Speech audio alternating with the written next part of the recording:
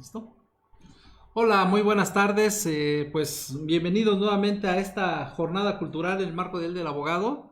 Y bueno, como lo hemos visto en la semana, y bueno, lo comentaba hace unos minutos también con el magistrado, puro profesionista de lujo, pura gente de toda la calidad. Y bueno, pues el maestro Manuel Díaz Carvajal, pues no es la excepción. Y bueno, viene aquí a fortalecer este ciclo de conferencias, una persona a quien le tengo también mucho cariño, un gran aprecio, una gran admiración como profesionista y en lo personal y sobre todo por la amistad que me dispensa. Muchas gracias, magistrado. Bienvenido aquí a su casa.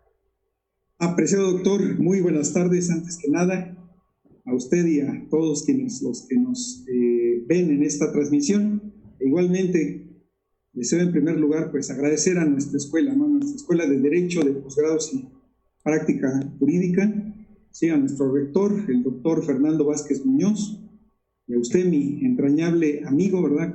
Compañero magistrado en retiro, doctor Miguel Ángel Falcón Vega, coordinador de posgrado. Les agradezco mucho esta invitación que me han hecho para pues, dar una charla, ¿no? en torno a un tema que siempre me ha interesado bastante, que es el sistema impugnativo que se contiene en nuestro Código Procesal Civil. ¿Sí? Muchas gracias. No, al contrario, maestro, y bueno, ¿y quién mejor que usted, maestro, que es el día a día, ¿no? El trabajo del día a día. Y bueno, pues voy a permitirme dar una breve semblanza del magistrado. Digo breve en el sentido de que pues tiene un currículum impresionante. Sin embargo, pues bueno, por cuestiones de tiempo vamos a hacer una pequeña, un resumen del maestro. El maestro y magistrado Manuel Díaz Carvajal nació en la ciudad de Cuernavaca, Morelos, y es egresado de la Facultad de Derecho de la Universidad Autónoma del Estado de Morelos, en donde obtuvo el título de licenciado en Derecho mediante titulación automática por promedio con mención honorífica. Cuenta con la maestría en Derecho Procesal Penal por el Centro de Estudios de Posgrado en Derecho, en el que también obtuvo mención honorífica al obtener el grado.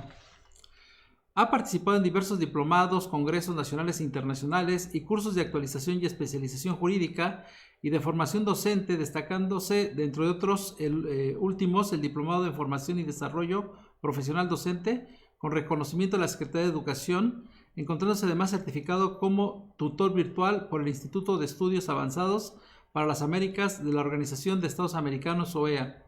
En el plano del ejercicio profesional se desempeñó como abogado litigante del mes de julio de 1994 al mes de enero del año 2003, asumiendo el patrocinio y representación legal de diversas personas físicas, empresas e instituciones de crédito, principalmente en las materias civil, mercantil, familiar y de amparo.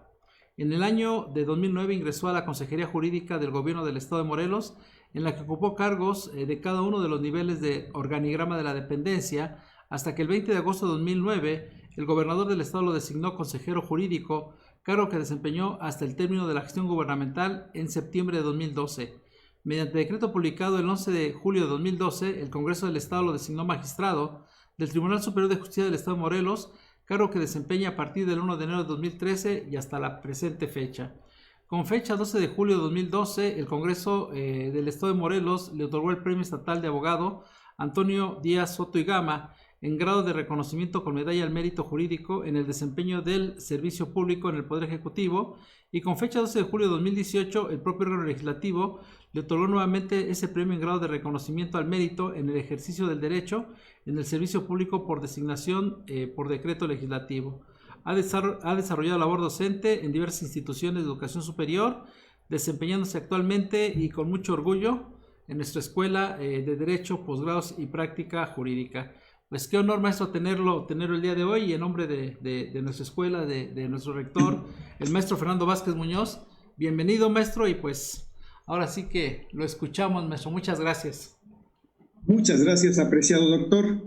Y bueno, vamos a empezar con esta breve plática, reiterando el agradecimiento de la invitación que se me hizo, ¿sí? Esta plática, que para efectos de su identificación la denominamos el sistema impugnativo en la legislación procesal civil del Estado de Morelos, sí, y bueno, eso fue para efectos de identificación, pero más que nada pues es compartir con ustedes un poquito de las inquietudes que hemos tenido a lo largo de nuestro desarrollo profesional, sí, y pues al respecto les comento que por allá del año 1994, que iniciamos nuestro desarrollo profesional, pues coincidió con la expedición de los actuales y vigentes Código Civil y Código Procesal Civil. ¿Sí? Recién egresábamos cuando fueron publicados e inició su vigencia, o iniciaron su vigencia estos códigos. ¿Sí? De inmediato nos dimos a la tarea, ¿verdad?, de conocerlos, de estudiarlos. Nos percatamos que una de las finalidades que perseguía el Código Procesal Civil era lograr que la verdad material prevaleciera sobre la verdad formal. ¿Sí? Era una de las finalidades, o es una de las finalidades que persigue el Código. Sin embargo, al revisar el sistema de recursos que contempla nuestro Código, pues a mí en lo personal me surgió la duda si este sistema impugnativo pues era acorde con esa finalidad general que se marcaba el Código, ¿sí? Y bueno, esa duda, esa inquietud la menciono. Posteriormente voy a hacer nuevamente referencia a ella, ¿sí? Vamos a analizar un poquito, a platicar un poquito más que nada en torno a los recursos que se prevén en nuestro Código Procesal Civil del Estado, ¿sí? Y vamos a comenzar diciendo, ¿sí?, que la existencia de los medios de impugnación obedece principalmente a la propia naturaleza humana, ¿sí?, la cual es falible. Hay que tener presente que los actos de autoridad, y en específico las resoluciones judiciales, son emitidas por personas, por seres humanos, ¿sí?, en las que desde luego cabe la posibilidad del error.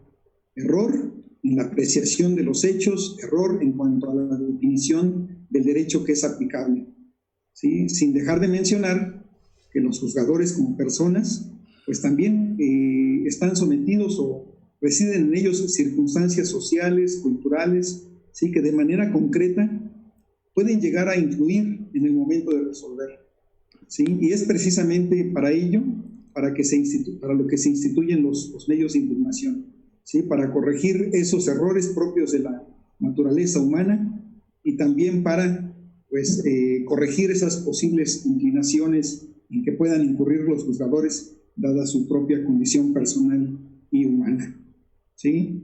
De acuerdo con el Diccionario Jurídico Mexicano del Instituto de Investigaciones Jurídicas de la Universidad Autónoma del Estado de México, Universidad Nacional Autónoma de México, ¿sí?, los medios de impugnación configuran los instrumentos consagrados por las leyes procesales para corregir, modificar, revocar o anular los actos y las resoluciones judiciales cuando adolecen de deficiencias, errores, ilegalidad o injusticia.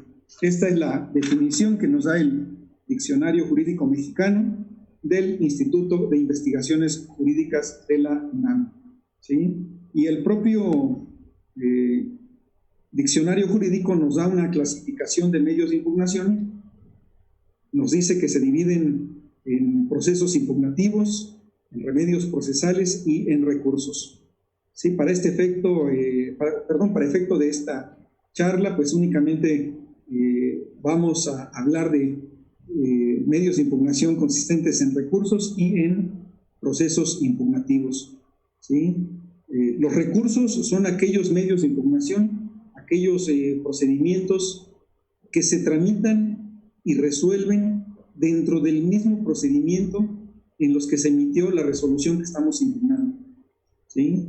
Vamos, en el trámite de los recursos no se genera una nueva relación jurídico-procesal, sino que estos se desarrollan dentro de la ya existente, forman parte, ¿verdad?, de la estructura del procedimiento en el que se emitió la resolución que se impugna, ¿sí? Y pueden ser resueltos tanto por la misma autoridad que emitió el acto impugnado como por un superior jerárquico, ¿sí? En tanto que los denominados procesos impugnativos son procesos autónomos, son procedimientos en los que se combaten actos o resoluciones de autoridad ¿sí? Y tienen la característica que con motivo de su desarrollo se genera una nueva relación jurídico-procesal, ¿sí? Es una relación jurídico-procesal distinta e independiente a aquella en la que se emitió el acto impugnado. ¿Sí? Y para efectos de aclarar un poquito este punto, pues podemos decir que considero que uno de los procesos impugnativos por excelencia, pues es precisamente el juicio de amparo. ¿Sí? El juicio de amparo, que es un proceso independiente, es un proceso independiente a aquel en donde se emiten las resoluciones que se impugnan. ¿Sí? Y bien, como ya lo mencionamos, en esta plática pues haremos referencia de manera muy genérica, ¿sí? al tratamiento que reciben los recursos, ¿sí? Dentro del proceso. ¿Sí? Y para efecto, pues en primer lugar señalamos que debemos tener presente, en primer lugar, lo que establece el artículo 14 de la Constitución Federal, ¿sí? Que en su segundo párrafo establece, ¿sí?, que ninguna persona puede ser privada de la libertad, de sus propiedades, posesiones o derechos, anteriormente también contemplaba la vida, ¿verdad?, sino mediante juicio seguido ante tribunales previamente establecidos, ¿sí?, en los que se cumplan las formalidades esenciales del procedimiento, ¿sí?, y conforme a las leyes expedidas con anterioridad al hecho. De aquí surge el principio de legalidad, el principio de debido proceso, ¿sí?, y destaca la figura de las formalidades esenciales del procedimiento, ¿sí? ¿Qué son las formalidades esenciales del procedimiento?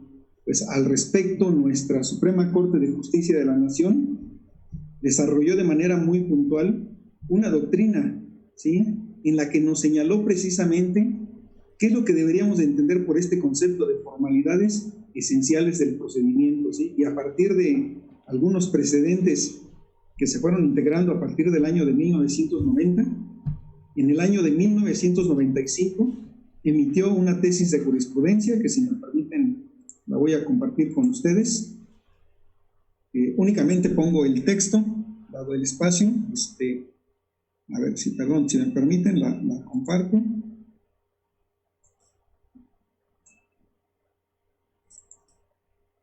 Sí, únicamente les decía, pongo el texto, no se pueden poner los precedentes ni los datos de identificación por cuestiones de espacio, sí, pero en esta tesis bastante importante desde mi punto de vista, emitida en el año de 1995, la Suprema Corte de Justicia de la Nación nos dice que las formalidades esenciales del procedimiento son las que resultan necesarias para garantizar la defensa adecuada antes de un acto de privación, ¿sí? Y que de manera genérica se traducen en 4 grandes etapas. La primera consiste en la notificación del inicio del procedimiento y sus consecuencias, ¿verdad?, lo que conocemos como la etapa expositiva. En segundo lugar, la etapa probatoria, la oportunidad de ofrecer y desahogar las pruebas en que se finque la defensa. En esta etapa, pues como sabemos, comprende la admisión, la preparación y desahogo de pruebas. Una tercera etapa, que es la oportunidad de alegar, y finalmente la cuarta etapa, que es precisamente pues el dictado de la resolución que dirima las cuestiones planteadas o debatidas. ¿Sí? Estas fueron las formalidades esenciales del procedimiento que identificó nuestra Suprema Corte de Justicia de la Nación. Sin embargo, en torno al tema que estamos platicando, ¿sí?, destacamos que dentro de dichas formalidades esenciales del procedimiento, originalmente nuestro máximo tribunal no incluyó el derecho a recurrir, ¿sí? Originalmente para la Suprema Corte, el derecho a impugnar las resoluciones que se dictaban en los procesos no formaban parte de las formalidades esenciales del procedimiento, ¿sí?, mencionando al respecto que incluso la propia Suprema Corte de Justicia de la Nación emitió algunas tesis en las que señaló expresamente, ¿sí?, que los medios de impugnación no formaban parte de las formalidades esenciales del procedimiento, como también lo vamos a poder advertir de las tesis que, si me permiten, de manera ilustrativa vamos a compartir, ¿sí? Vamos a darle lectura únicamente a la parte conducente de la tesis, ¿verdad? Por cuestión de tiempo, ¿sí?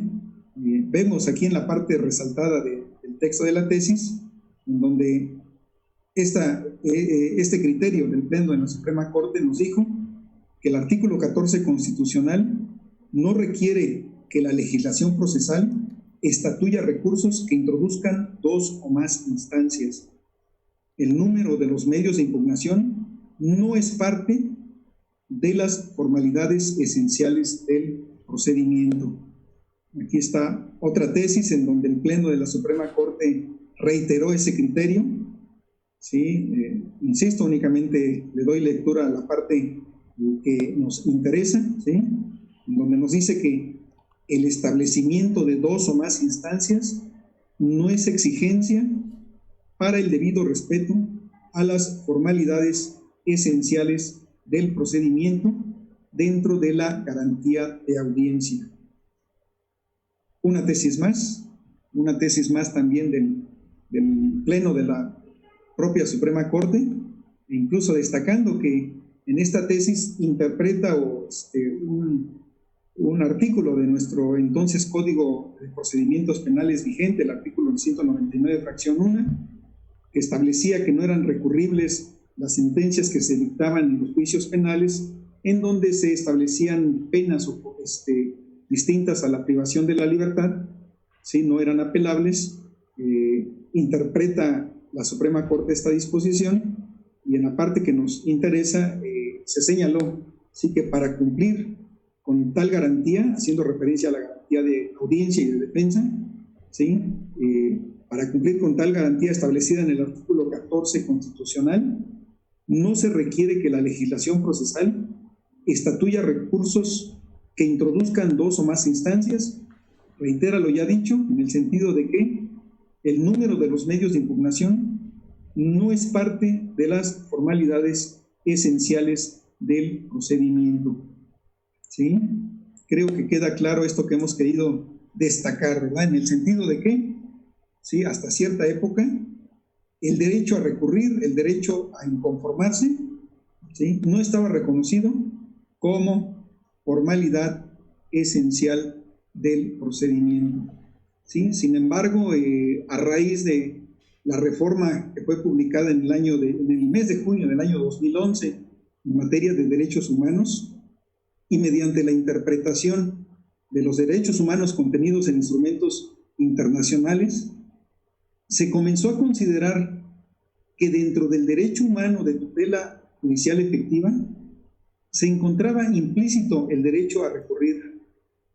Y así, con base en el artículo 17 constitucional, que prevé precisamente el derecho fundamental a una tutela judicial efectiva, relacionándolo con diversos artículos de instrumentos internacionales, a manera de ejemplo con el artículo 25 de la Convención Americana sobre Derechos Humanos, que establece el derecho de toda persona a un recurso sencillo, rápido y efectivo, se consolidó el derecho a recurrir, el derecho a inconformarse, a impugnar las resoluciones judiciales, no solo como una formalidad esencial del procedimiento, sino como un derecho fundamental. ¿Sí? Y es precisamente esta es la dimensión actual que tienen los medios de impugnación en general y en particular los recursos. Y creo que en esta referencia muy breve pues queda evidenciado el tratamiento que ha tenido los medios de impugnación por parte de la Corte en cuanto a la importancia de los recursos de los medios de impugnación, ¿sí?, como parte del debido proceso, como parte de las formalidades esenciales del procedimiento. ¿Sí? Y en las tesis que me permito compartirles a continuación, pues podemos observar ahora ese cambio de criterio por parte de nuestros tribunales federales, ¿sí?, en donde ya nos dicen, ¿sí?, que el principio de impugnación de las sentencias constituye una formalidad esencial del procedimiento. ¿Sí? En esta tesis reitera lo que son las formalidades esenciales del procedimiento, ¿sí?, en donde nos dice que no se encuentran incluidos de manera expresa como formalidad esencial el de impugnar las sentencias. Sin embargo, nos establece que debe de estimarse implícitamente contenido.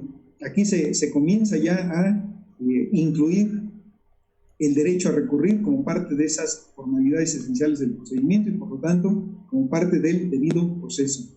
¿Sí? Aquí tenemos ya otra tesis, ya con esta nueva visión.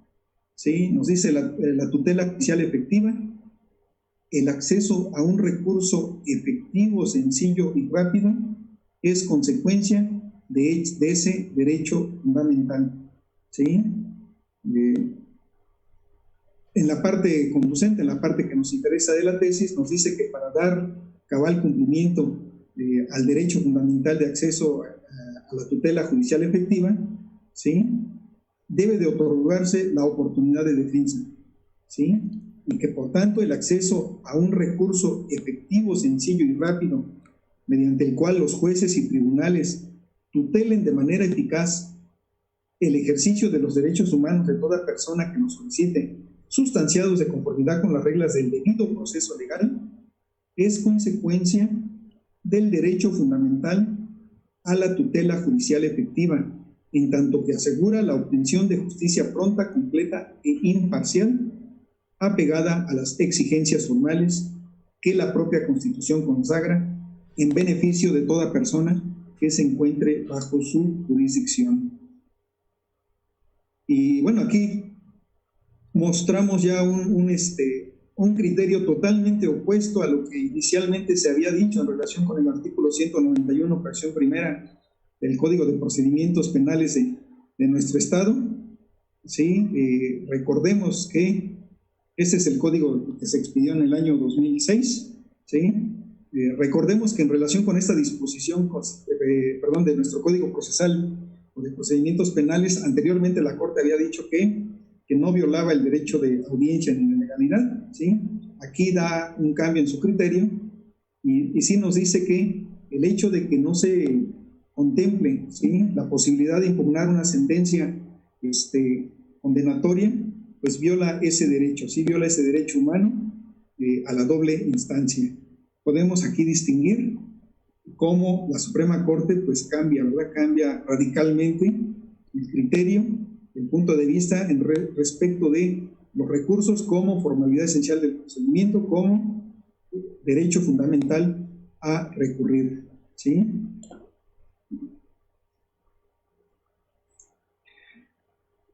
Y bien, ahí tratamos de dejar precisado ese tratamiento que han recibido los medios de impugnación, ¿sí?, los recursos por parte de nuestro máximo tribunal, ¿sí?, y vuelvo a hacer referencia a lo que mencioné al principio de esta charla, ¿sí?, de que cuando iniciaba mi ejercicio profesional, ¿sí?, me generaba la duda, surgía la duda en mí si el sistema de recursos que establecía el Código Procesal Civil, ¿sí?, era acorde con esa gran finalidad que perseguía ese código, ¿sí?, que era buscar más la verdad material sobre la verdad formal. ¿Sí?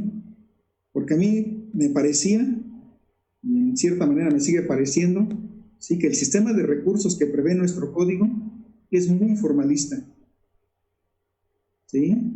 Es muy formalista y en ocasiones se antepone pues, el aspecto formal, ¿sí?, a la búsqueda de la verdad material. Digo, estas expresiones obviamente son a título pues, muy personal, ¿no? ¿Sí?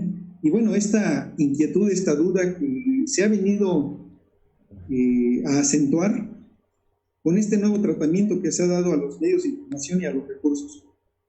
¿Sí? Se ha venido a acentuar en el sentido de que me pregunto si nuestro Código Procesal Civil en materia de recursos cumple con ese compromiso internacional que tiene el Estado mexicano, ¿sí?, de establecer una serie de recursos sencillos, rápidos y efectivos. ¿Sí? O sea, aquella duda original que tuve de si los recursos en el Código Procesal Civil vigente en nuestro Estado, ¿sí?, cumplían con perseguir más la verdad material que la formal, pues se ha venido a acentuar, ¿sí? Ahora, en el sentido de si nuestro sistema de recursos es acorde, ¿sí?, con el derecho humano a recurrir, ¿verdad?, a tener o a contar con un recurso sencillo, rápido y efectivo, ¿sí?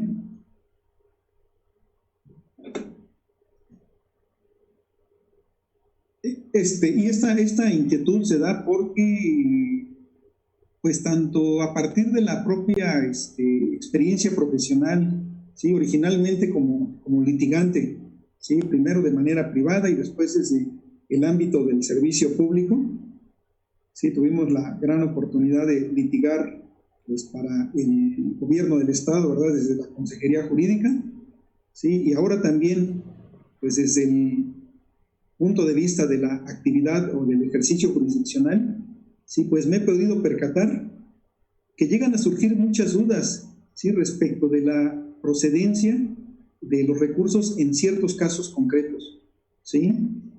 Realmente, como litigantes y también como autoridades jurisdiccionales, llegan a surgir criterios, dudas respecto de las reglas de procedencia de los recursos, ¿sí? Lo que genera esa duda, ¿sí?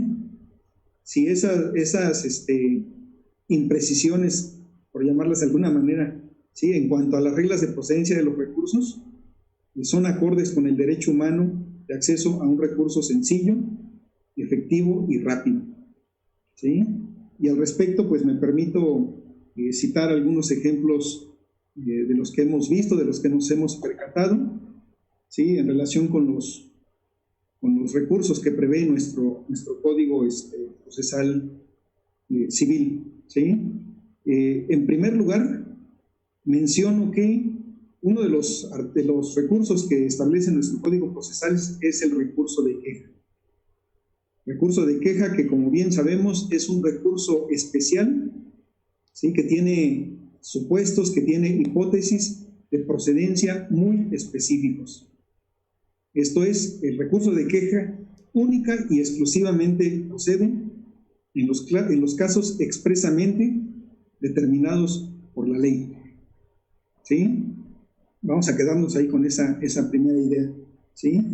Y bueno, respecto de esto menciono que nuestro Código Procesal Civil, en sus artículos del 93 al 95, establece un sistema de nulidad de actuaciones, precisando que las actuaciones serán nulas cuando carezcan de alguna de las formalidades o requisitos que establece la ley y que por ello quede sin defensa alguna de las partes, ¿sí? Y entre algunas otras cuestiones, se establece que la nulidad de actuaciones se tramitará en la vía incidental y que contra la resolución que decida el incidente procederá el recurso de queja. Ahí vemos un caso concreto, específico, de procedencia del recurso de queja, ¿sí?, en contra de la resolución que se emite en un incidente de nulidad de actuaciones, ¿sí? Sin embargo, destaco que en el artículo 141 y 142 del mismo Código Adjetivo Civil encontramos una diversa regulación relacionada con ciertas actuaciones específicas que es la nulidad respecto de notificaciones, citaciones y emplazamientos, ¿sí? Aquí destaco que nuestro código prevé un sistema de nulidades específico para este tipo de actuaciones, ¿sí? Y en estas disposiciones nuestro código nos precisa también que la nulidad de este tipo específico de actuaciones, que son notificaciones, citaciones y emplazamientos, ¿sí?, también se tramitará en la vía incidental, ¿sí? Sin embargo, en este caso en particular, no se establece que en contra de la resolución que decida un incidente de nulidad respecto de notificaciones, emplazamientos o citaciones, proceda el recurso de queja, ¿sí? No está expresamente establecido, ¿sí? Por lo que, al ser el recurso de queja, ¿sí?, un medio de impugnación especial que, como lo ha dicho la Corte, no admite una regla de procedencia por analogía, el criterio que yo he sostenido, ¿sí?, es que nos tenemos que ir a la regla general de procedencia del recurso de apelación que prevé el artículo 532, fracción primera, del propio Código Procesal Civil en vigor. ¿Sí? Entonces aquí vemos esta diferencia de criterios o incluso confusión que se puede generar, ¿sí? Porque respecto de dos tipos de incidentes que pueden resultar muy similares, parecidos, o que para algunos compañeros abogados puede resultar lo mismo, ¿sí? Como es un incidente de nulidad de actuaciones en general y un incidente de nulidad de emplazamientos, citaciones o notificaciones, ¿sí? Por una parte, pues recibe un tratamiento, una regulación por separado, ¿sí? Y en un caso se prevé que la sentencia interlocutoria que se dicta admite el recurso de queja, y en el otro no se especifica la procedencia de este recurso, y por lo tanto, ¿verdad? En criterio de algunas personas, entre ellos el de la voz, pues nos vamos a la regla de procedencia del recurso de apelación en contra de sentencias interlocutorias, ¿sí? Entonces, como decía, creo que aquí pues podríamos estar frente a un recurso que no resulta del todo claro, no resulta del todo sencillo, ¿sí? En cuanto a que, pues tal vez su regla de procedencia no es del todo clara, ¿sí? Un segundo caso que menciono, sí, que a la fecha ya se encuentra pues más o menos definido, es el recurso de queja que prevé el artículo 553, fracción primera de nuestra ley adjetiva civil, ¿sí? En donde se dispone que procede tal recurso, el de queja, ¿sí? Aparte de otro supuesto, en contra de la resolución en que se niegue la admisión de una demanda, ¿sí? Y originalmente surgió la duda acerca de si ese mismo recurso, y con base en esa disposición legal, procedía en contra del acuerdo que desechaba una reconvención, dado que esta última participa de la misma naturaleza que una demanda inicial o principal, surgiendo al respecto criterios encontrados, criterios contradictorios, incluso a nivel de tribunales colegiados de circuito, ¿sí? Por lo que el tema tuvo que ser abordado y resuelto por la primera sala de la Suprema Corte de Justicia de la Nación, quien mediante la jurisprudencia identificada actualmente con el número, si me permiten preciso el número, es el número 2.644.000, ¿sí? Resolvió este tema en específico, ¿sí? Voy a, si me permiten, mostrarles esta tesis, ¿sí? Esta es la tesis que al respecto emite la Suprema Corte, interpretando no solamente nuestra legislación, sino que interpreta también la legislación del Estado de México, de Chiapas, legislación de Puebla abrogada y de Jalisco, vigente hasta antes de la reforma publicada en el periódico oficial del 31 de diciembre de 1994. El texto de la tesis nos dice, ¿sí?, que la demanda y la reconvención gozan de una misma naturaleza jurídica, pues ambas derivan del derecho genérico que todo sujeto goza para acceder a los tribunales para plantear una pretensión o defenderse de ella a través de un proceso en el que se observen ciertas formalidades esenciales.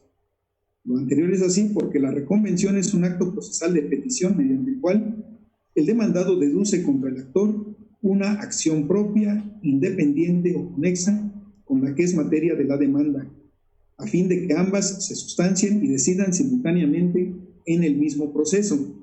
Sin embargo, no puede afirmarse que el recurso de queja previsto para combatir el desechamiento de la demanda inicial proceda en contra del auto que desecha la reconvención, pues dicho medio de defensa es un recurso especial cuyos supuestos de procedencia deben ser específicos, lo que de antemano repudia toda noción de integración por analogía de sus supuestos de procedencia.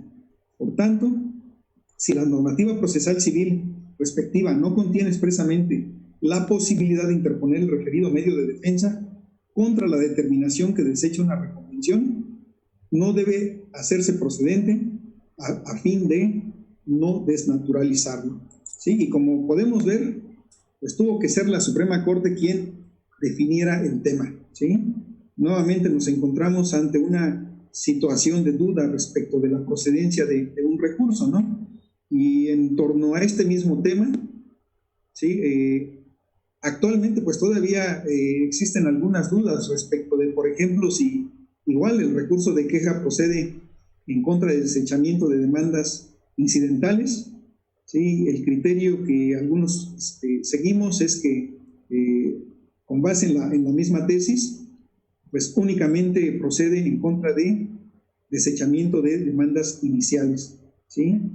Algunos abogados, algunos juzgadores mantienen el criterio de que la queja sí procede en contra de desechamiento de demandas incidentales. Sí, nosotros lo que hemos hecho tratando de privilegiar también el derecho de acceso a la justicia, ¿sí? Pues tratamos de, sin alterar, ¿verdad?, las normas de procedencia de los recursos, tratamos de que los recursos sean procedentes, ¿no? Y al respecto mencionamos, por ejemplo, que si bien mantenemos este criterio, ¿verdad?, de que la queja no procede en contra del desechamiento de una demanda incidental, si muchas veces estos desechamientos se dan en etapa de ejecución, ¿sí?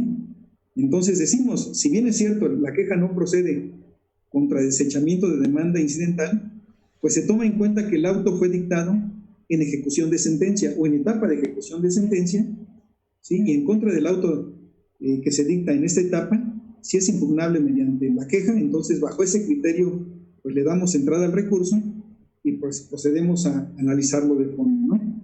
Digo, haciendo esa labor, ese esfuerzo de privilegiar pues el acceso a la justicia, ¿no? Pero nuevamente creo que nos enfrentamos aquí a un problema de definición de reglas claras en cuanto a procedencias de los recursos, ¿no? E incluso también en lo personal, ¿sí? Me ha llegado a surgir la duda si respecto del recurso de queja, si este procede en contra del acuerdo que se deseche un escrito inicial en que se promueva un divorcio incausado, ¿sí? Dado que desde mi punto de vista, el escrito mediante el cual se promueve un divorcio encausado no constituye una demanda propiamente dicha, sino como el propio Código Familiar lo señala, ¿sí? Es una solicitud de inicio de un procedimiento, ¿sí? En el que, respecto de la disolución del vínculo matrimonial, no existe contención, ¿sí? Entonces, salvo la mejor opinión de los que nos escuchan, creo que no constituye una demanda, ¿sí? Y por lo tanto, pues se genera la duda si en contra de su desechamiento, pues procedería el recurso de queja, ¿verdad? Y bueno, sé que estoy ya haciendo este comentario en torno a la materia procesal familiar, que es distinta a la materia procesal civil, que es a la que nos estamos refiriendo. Sin embargo, los sistemas impugnativos son muy similares y pues lo he hecho para tratar de evidenciar una vez más esta situación de cierta confusión o duda que se puede generar pues, respecto de la procedencia de los recursos, ¿sí? En lo personal también yo pues les quiero manifestar, ¿sí?, que estimo que el recurso de queja, independientemente de las reglas de procedencia estrictas que ya mencionamos, pues sí puede ser un medio de impugnación adecuado en contra de acuerdos que no admitan o desechen escritos iniciales de demanda o de solicitud siempre que sean principales, ¿sí? Pues para el momento en que se emiten, aún no se integra la relación procesal respecto de la parte contraria, y el recurso de queja tiene la característica de desarrollarse o tramitarse únicamente entre la parte recurrente y la autoridad que emitió la determinación, sin la participación de la contraparte del impugnante, ¿no? Entonces creo que, comentario aparte, creo que el recurso de queja sí sería el idóneo, sí sería el adecuado, ¿sí?, para impugnar acuerdos que desechen bien sea demandas iniciales o escritos de solicitud iniciales de procedimientos no contenciosos,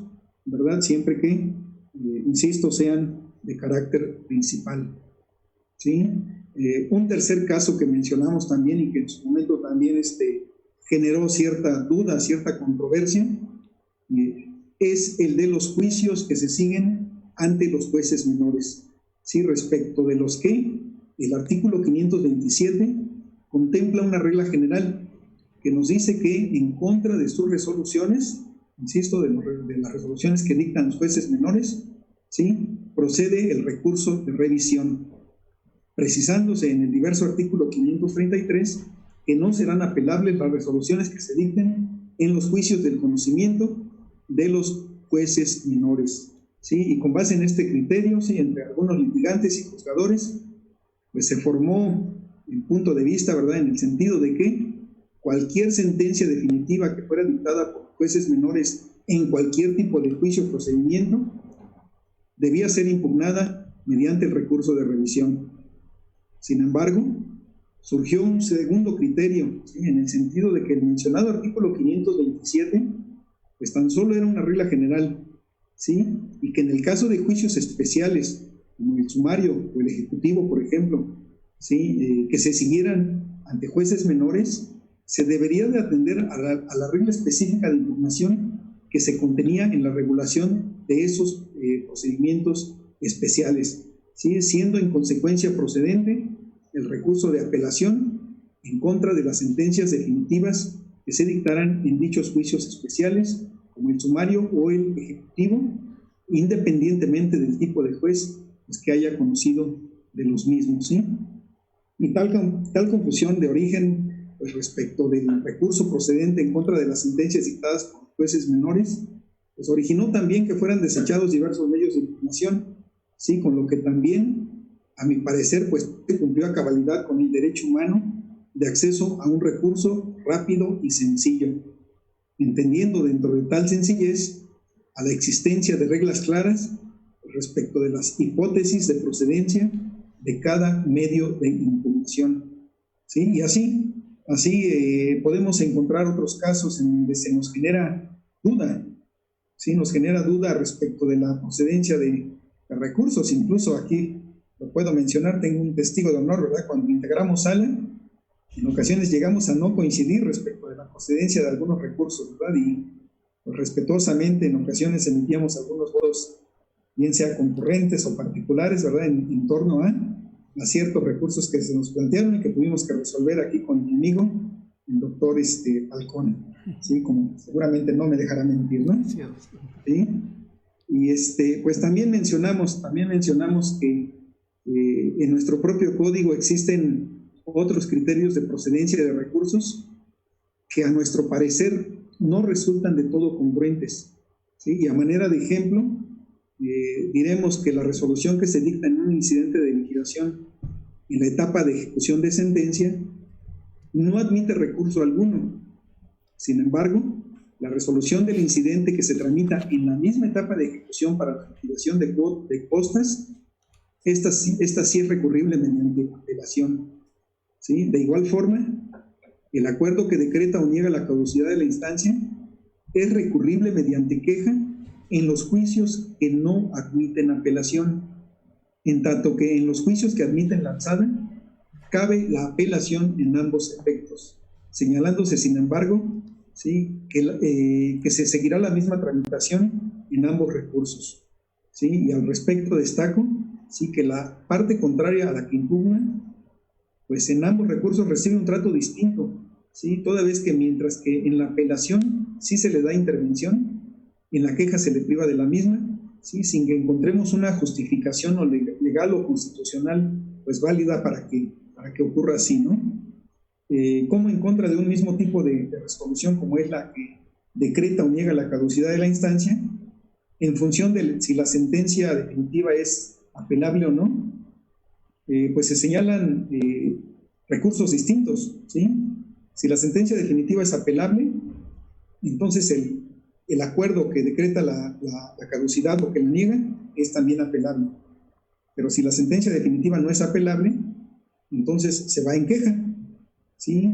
Recurso que, a pesar de ser queja, pues también es del conocimiento del superior jerárquico, ¿no?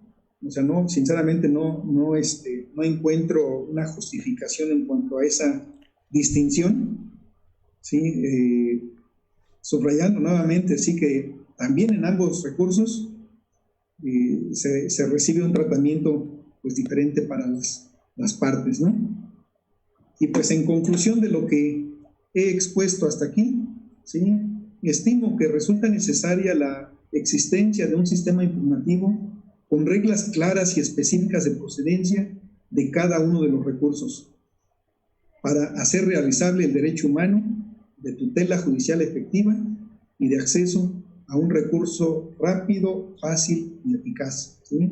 E igualmente, ¿sí? No dejo de mencionar que, en efecto, ¿sí? A nivel estatal ya no existe la posibilidad de llevar a cabo alguna adecuación normativa, ¿sí? Pues tenemos presente que el 15 de septiembre del año de 2017, se publicó una reforma a nuestra Constitución Federal en la que se facultó al Congreso de la Unión para expedir una legislación procesal única nacional a nivel, de materia procesal familiar y civil, ¿sí? Y en sesión de fecha 11 de noviembre del año 2019, la Suprema Corte, ¿sí? Al resolver una acción de inconstitucionalidad promovida por la Procuraduría General de la República, determinó que las entidades federativas se encontraban ya impedidas para realizar cualquier reforma a sus legislaciones activas civiles y familiares, ya que la reforma constitucional, ¿sí? Le otorgó esta competencia en exclusiva al Congreso de la Unión. Sin embargo, ¿sí? Nos resulta claro que los sistemas impugnativos que se contienen en diversos códigos procesales civiles y familiares pues son producto de una evolución jurídica. Muchos de ellos son similares, ¿sí? Y creo que existe la posibilidad de que esta estructura de recursos pues se repita, ¿verdad? Se repita en la nueva legislación nacional que se expida, ¿no? Y por eso es que pues mantengo yo esa inquietud, ¿sí? De lograr el desarrollo de un sistema impugnativo que cumpla con ese compromiso internacional que hemos hecho mención, ¿sí? De dar acceso a los gobernados, ¿sí? A recursos sencillos, rápidos y eficaces, ¿sí? Pues hasta aquí mi exposición, doctor, ¿sí? Gracias por permitirme compartir estas inquietudes, ¿no? Muy bien, maestro, muchas gracias. Qué interesante, maestro, qué interesante su charla. La verdad es que yo he aprendido también el día de hoy mucho, aprendí con su charla. Y fíjese, maestro, nada más a manera de comentar, yo sé que bueno, no lo había hecho antes, pero es un tema que a mí me gusta y bueno, que tuve también como usted lo comentaba, tuve la oportunidad tuve la oportunidad de compartir sala y temas que son, pues, que son comunes, ¿no, maestro? Y precisamente este último tema, fíjese que tuve oportunidad, y seguramente usted también ya la tuvo, de acceder al proyecto del código procesal único, que es en materia familiar y en materia civil. Es decir, yo en un primer momento pensé que iban a ser dos códigos, pero bueno, el proyecto que vi que fue hace quizá un mes, viene uno solo, y los medios impugnativos me parece que son muy parecidos a lo que es el código de comercio. Por ejemplo, entre ellos está la cuantía. Es decir, cuando es hasta cierta cuantía ya no van a ser apelables. Quizá como que sigue esa misma lógica y donde quizás también ya o por lo menos ya los tribunales federales se han pronunciado en relación con ese aspecto. Porque no sé si se acuerda que tuvimos varios asuntos, ¿no? Donde impugnaban esa situación por aquella violación al derecho de doble instancia, ¿no? Incluso cuestiones de convencionalidad, etcétera. Pero la Corte se pronunció, emitió un criterio donde dijo que no había esa violación, pero me parece que la tendencia va hacia ese rumbo, digo, por ejemplo, en materia mercantil, los orales mercantiles ya no son apelables, ninguno, es más, no nada más no apelables, sino irrecurribles, dice, no hay un recurso.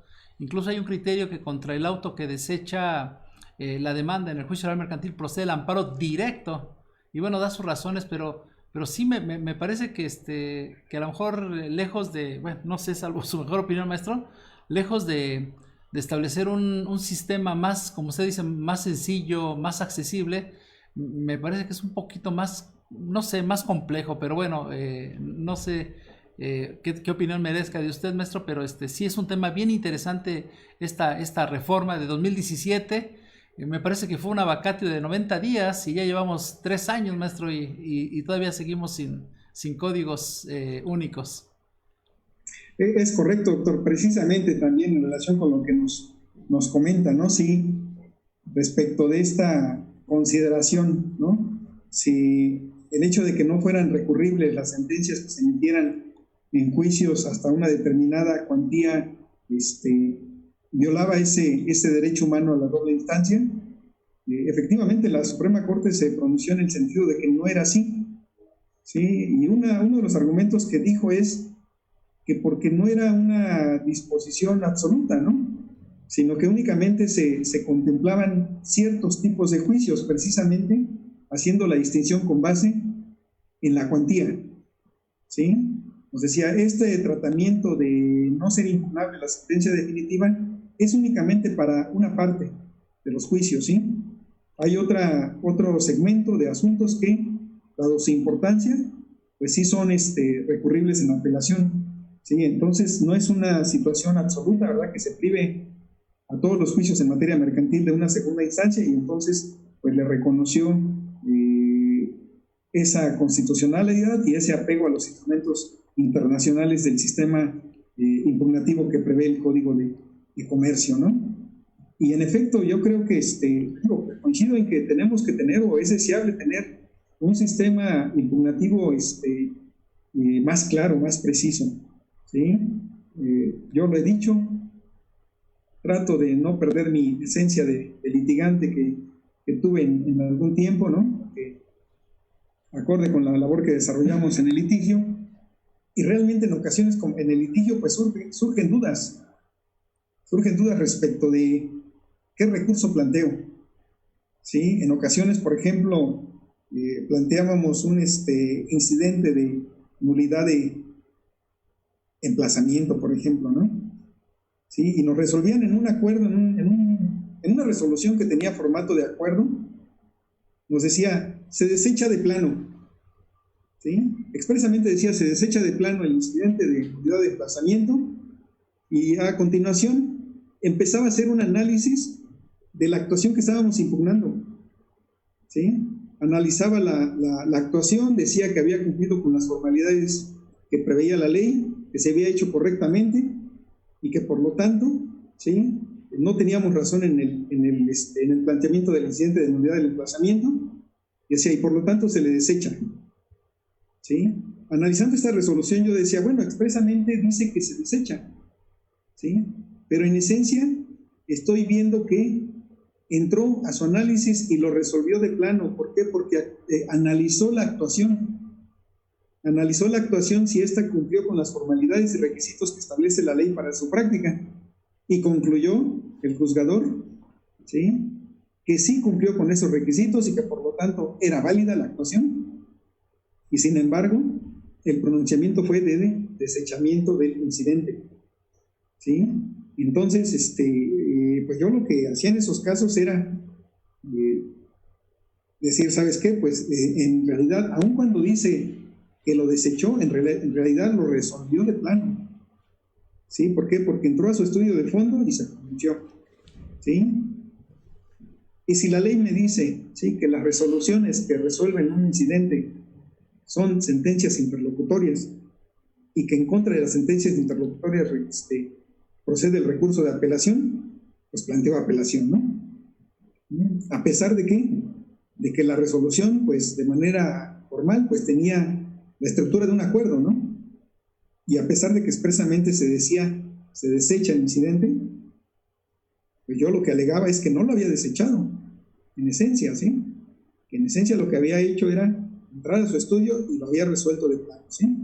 Entonces, sí, realmente, desde el punto de vista del litigio, se llegan a presentar dudas respecto de la procedencia de los recursos, ¿no? Entonces, pues creo que esto, pues no es acorde con el derecho humano que consagra la Convención Americana de Derechos Humanos en relación con el acceso a un recurso sencillo, rápido y efectivo, ¿no? Sí, así es. Pues muchas gracias, maestro. Muchas gracias por su generosidad intelectual. pues no nos queda más que agradecerle muchas gracias en nombre de la Escuela de Derecho, Posgrados y Práctica Jurídica, en nombre de nuestro rector. Y bueno, en este momento virtualmente le hacemos entrega de un reconocimiento y ahora que tengamos la oportunidad de platicar de manera personal, dárselo físicamente. Es el reconocimiento que otorga la Escuela de Derecho, Posgrados y Práctica Jurídica al magistrado Manuel Díaz Carvajal por su excelente participación como ponente en la jornada cultural en el marco del Día del Abogado, con el tema El sistema impugnativo en la legislación procesal civil en el Estado de Morelos, y lo suscribe el maestro Fernando Vázquez Muñoz, su calidad de rector, y un servidor como coordinador de posgrado de la Escuela de Derecho. Muchas gracias, maestro, y bueno, saludos del rector, y gracias también a los chicos, a los maestros que nos han seguido por este canal. Muchas gracias, maestro. Le agradezco, doctor, nuevamente muchas gracias por la oportunidad de participar en esta jornada cultural con motivo del Día del Abogado. Le agradezco mucho y pues ahora sí que igual un saludo para nuestro señor rector y vamos a continuar ahí trabajando muy duro en la preparación de nuestros alumnos, ¿no? Muchas gracias, maestro. Pues le mando un fuerte abrazo y pues estamos en contacto, maestro. Muchas gracias. Claro que sí. Gracias. Gracias. Hasta luego.